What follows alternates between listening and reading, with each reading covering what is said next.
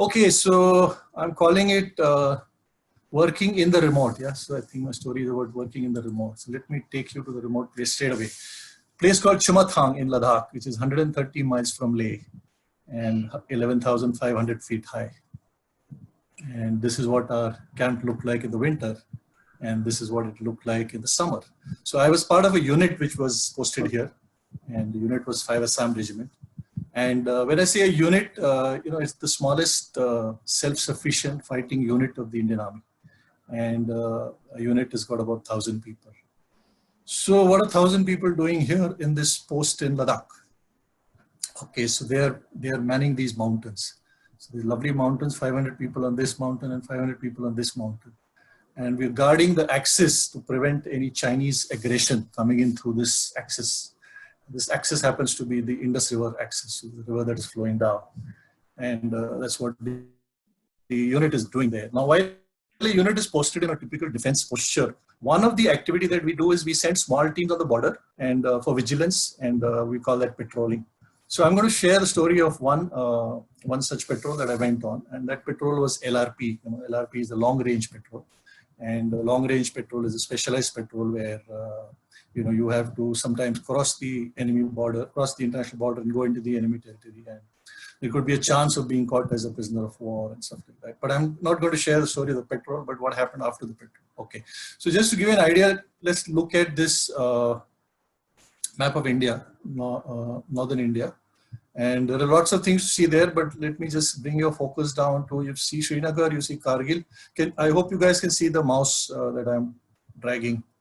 And yes, thank you. And there is Leh. Okay, so let's look at Leh and let's look at this Indus River, which is actually, it originates in Karachi and then all the way goes into POK and then into Ladakh, Kargil, Leh, and then further down into Tibet and China.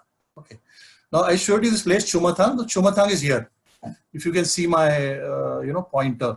So where the Indus River takes a 90-degree turn, just before that is the place where Chumathang is there. And our unit was the forwardmost post on from the Indian side on the border. And we were guarding the border that, you can see here. This is China occupied India. And then you have the LOC, which is the line of control. Now, what happens to this line of control as it comes down south is that it merges with the river. And the reason for that is because the terrain here is pretty bad. It's very rough terrain. So there's no point trying to claim that this is ours and this is yours. So for convenience, I think India and China agree that this portion specifically, the southernmost portion, is the international border.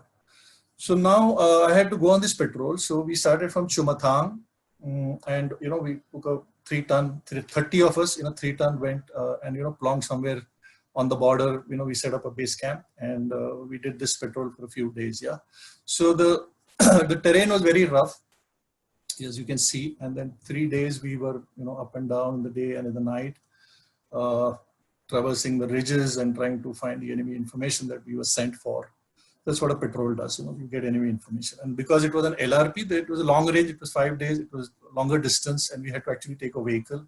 And there were 30 people who were doing that. I was a patrol leader and I had 30 men with me. Yeah. So we did this patrol successfully and we returned back to our temporary base camp, which was there on the international border. And it was winter, so you can see that all of us are on white parkas. It was middle of December and the temperature was between -5 to -10 degrees. And happily we came to the camp and we got a good meal to eat because 3 days we were surviving on dry rations. So we got a good meal. This was on the 4th day evening. So we rested well. And this was on the 4th day. Yeah. So 5th day we had to go back. So the next day morning we had our 3-tonner waiting. It came out of the hiding. So all of us packed into it and started our journey back. So about 2 hours on the road, driving along the IB, along the Indus River, the driver felt that the vehicle was getting heated up. And because it was getting heated up, he wanted to look at the radiator and probably put some more water in the radiator. And therefore, the nearest source of water obviously was the river. So the driver took the vehicle near the river and he had to get down and take his ice axe and dig a few holes and siphon out water in his jerry can and bring it to the truck. But the driver was over smart. He thought the river is frozen So let me drive on the river and go as close to the water as possible. So he drove on the river. And obviously what happened? The truck went in the middle of the river and sank. It was frozen all right, but it was good to walk on it, but not for a 3-tonner truck and 30 people sitting inside. What an idiot he was. You know? So I gave him the choicest of galis and I said, what the bloody hell. Anyway, so we were in the water and my heart sank and I said, we are in big trouble. I didn't have to look at a map to know that we were on the international border because I was clearly instructed that this is the international border. So we quickly got down. The ice was really solid, but we looked around the wheels and saw that, you know, the wheels, again, the water had kind of jammed in and frozen. So I got into the driver's seat and I started the engine. I said, let me just try and put my, you know, mental kind of aggression and see how I can pull the vehicle out. And I raised and revved up the engine. Nothing happened. The wheels didn't even move. So I got off and we made teams of 4 people with their ice axes. We dug the ice around the wheels to free the wheels. And then I again got back and I again tried to move. Now this time the wheels moved and they threw up a lot of ice, yeah, but the truck did not move. There's no way the truck was going to move. Yes, so we knew that we were in deep trouble. So I got into action. So I sent we had 2 signalmen. So I sent them to find the spot where they get a good radio signal, and immediately send a signal to the battalion headquarters saying that you know, vehicle breakdown. And I also said that quickly send a signal back to the base camp where we came from, because there was a jeep which had gone there for some supplies. So I said, you tell the jeep to come with a tow chain. And I also sent 2 guys, you know, back on the same track walking, because, you know, in case the signal doesn't reach, then these guys should reach and bring the jeep. So in the meantime, we tried to survey the ground and look around and said, maybe the Chinese were already waiting for us. Maybe they saw us doing the recce on the other side and they said, let's chase these guys, you know. But luckily we couldn't see anybody. And then there were multiple thoughts in our mind. What can happen? The Chinese could think that here is a stranded unit. Let's go and kill them. You know, I mean, just send some, you know, artillery shells and, you know, blast them. Or they may want to come in a larger strength and capture us as prisoners of war, you know. Or they just want to shoot from there and scare us and make us run away, you know. So multiple things could have happened. So I knew that, you know, we couldn't hang around here for long. So we had to find an exit. So there's nothing else that we could do. So, so we looked at setting up 2 observation posts on the hill. So on the right side is China and on the left side is, this is China and this is India, right? What is separating the 2 is the river. So we were on the left-hand side. We said that if at all there is any movement, then we should be able to spot it quickly and get into action. And then we had, you know, we normally when we go on a patrol, we travel light. So we had weapons. Okay, let me give you another view of the same. This is not the actual picture, but this will give you a slightly, you know, a bird's eye view of, you know, what it would be like. You know, so this side is China and this side is India. And imagine that the river is frozen. Also imagine if somebody took an aerial photograph, the truck would stand out like a sore thumb, you know. So imagine this was the track and, you know, somewhere here in the middle of the river is the truck. Okay, so we climbed up on this and we tried to look at, you know, what possible access where enemy could come from, and then, you know, where do we deploy our, yeah, so I was talking about the weapons, right? So we travel light, but we have our basic weapons. So 30 people would typically be a small platoon. So in that we have a 2-inch mortar, which is like a high trajectory weapon, so which we could, you know, launch across the mountain. Then we had a rocket launcher, which fires, which basically can destroy any vehicle. You know, a wild thought came to my mind that let's destroy this vehicle with our own rocket launcher. But that thought quickly went away because that would be ridiculous to, you know, create more attention and still leave the remains in the middle of the river. So it's not a wise thing to do. So we found a place for the rocket launcher. We found a place for the 2-inch mortar. And we said, okay, let's. In the meantime, we saw the jeep coming. So that was a big sigh of relief. So we got the jeep near the. Let's go back to, you know, if I were to look at this situation now, I would call it VUCA. You know, very unbelievable, challenging and amazing situation. Okay. So we came back here, we got the jeep as close to the river as possible. We pulled out the tow chain and unfortunately the tow chain was too short. It wouldn't reach the truck, which was right in the middle. We looked around and luckily we found some signal cable inside the truck. I think some single people had probably used the same vehicle. So they had left their some roll of signal cable there. When I say signal cable, it is that steel cable which you typically find for hanging between poles. So we got that signal cable, we tied it to the tow chain and we extended the tow chain and we managed to, have kind of double wrapped and all set. 3-ton, we tried to free the wheels and then some of us were pushing the truck because at the end of it, the truck is a huge vehicle and the Jeep is pretty small. But there's nothing else to do, so let's take a chance. So we revved up the engine, a lot of roaring sounds and nothing happened, only sounds, no movement.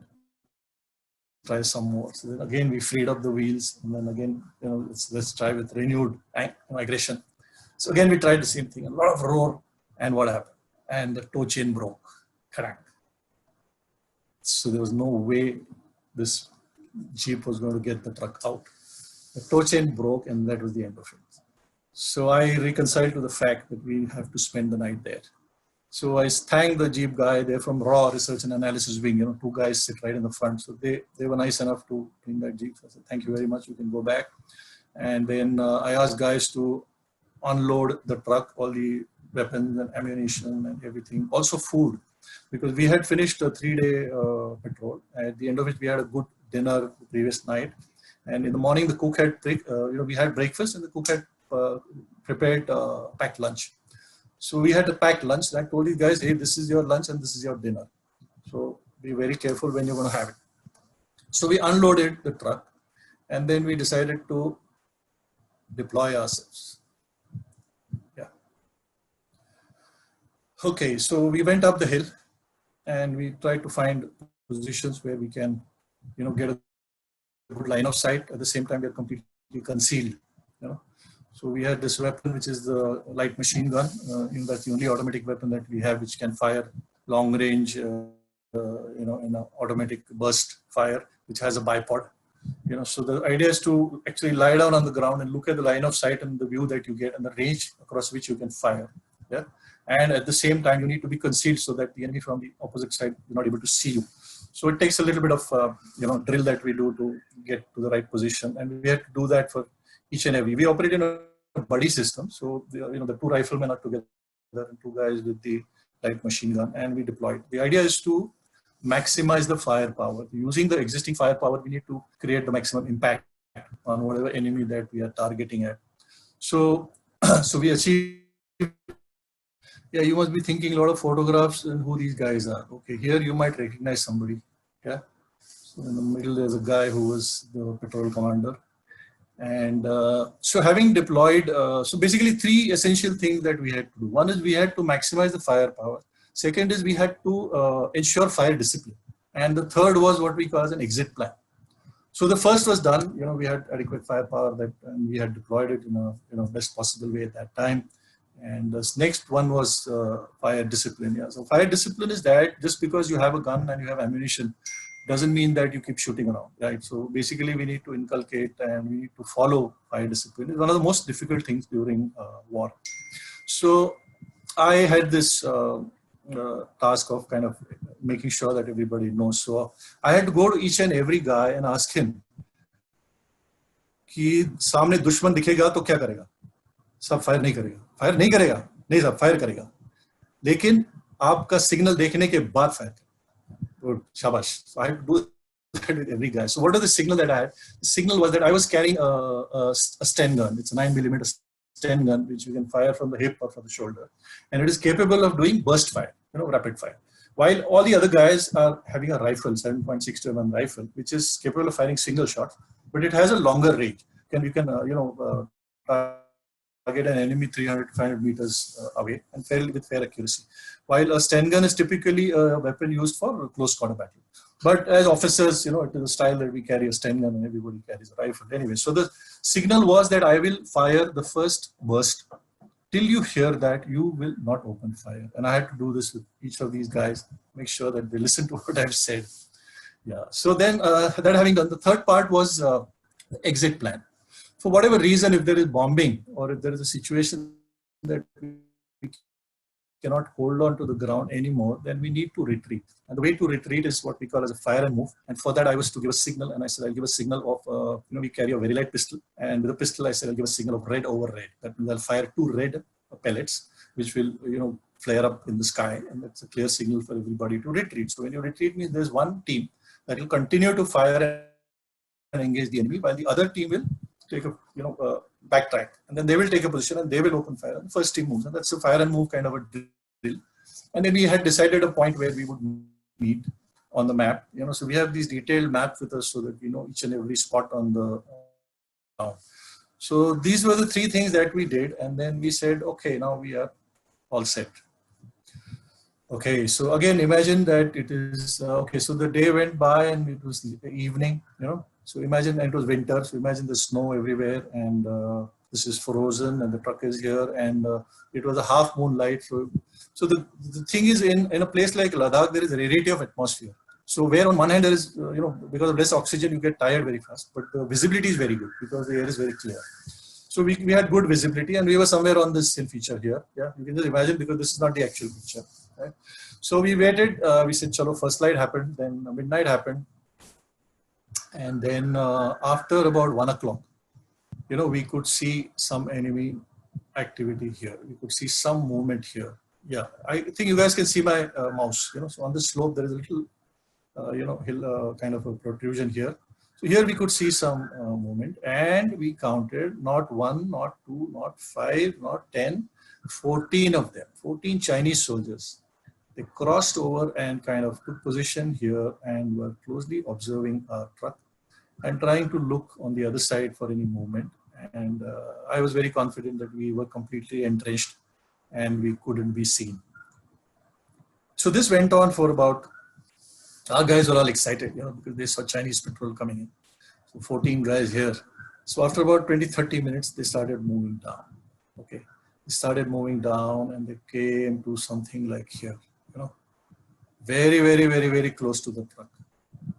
And they again deployed themselves, because again they are also vulnerable. So they kind of took positions here, and then they hung around there for about 20-30 minutes trying to figure out what is happening. So whether this is a booby trap, or whether is somebody in trouble, or what exactly is happening. So we were sure that they may not come right close, to the truck, fearing that it might, just blow up. So they were quite close, and they were watching, and I could see that, each of my guy was completely excited, and anybody could have just pulled the trigger and it would be hell. I would definitely be court-martialed, if not, dead before I go there. So that was absolutely a tense moment. And we waited and we waited. And after about 30-40 minutes, these guys had enough, and they couldn't see anything. So they, instead of coming further, they backed out. And while going back, they did not go back the same way. They took another route and exited. So we waited till the last guy was out of sight, and we kind of heaved a sigh of relief. Yeah, but that was not it, because now they can go back, they can reinforce, they can come back.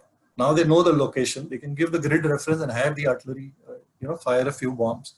Or they just fire, come back and fire randomly so that we just get scared and run away. Or they might actually want to take 1 or 2 and, see that we got a prize catch back, as prisoners of war. So anything could have happened. So we had to continue in our alert deployed position the whole night, and the next morning for the first light, because typically first light is a time when, a lot of these conflicts happen. And I forgot to mention that when we took the position, we also sent a signal to ask for a recovery van with describing the situation. So the recovery van came in about, morning 9-10 o'clock, and we managed to pull the truck out successfully with whatever equipment these guys had bought. And then we loaded in the truck. We were not triumphant, we were dead tired. And we began our journey back to our unit at Chumathang. So when we reached Chumathang, we got a jubilant welcome from the guys there. But if you looked at my team, they were not too happy. Yeah, you can see their faces. Yeah, the reason is these are all trained soldiers. They had weapons, and the weapons had ammunition, and there was enemy in the front, and they could have killed each one of them like sitting ducks, but they were deprived this pleasure. Yeah, the ultimate pleasure for a soldier is to use his weapon and kill the enemy. And they were deprived, and they were so close to it. So they were completely, disgruntled. So I told them, hang on, tomorrow let's go to the firing range. Yeah. And then let's put these 14 targets there. And then let's, then you let all the firepower go onto them. Yeah, and get that satisfaction. And not only did they do that, but they also took their bonnets and then, shoved them into the targets to make sure that the Chinese were really dead. All right, guys, thank you for the patience. Assam Regiment is the regiment that I work with, and Tagda Raho is our, salutation. And that's what I would like to end with. Thank you very much.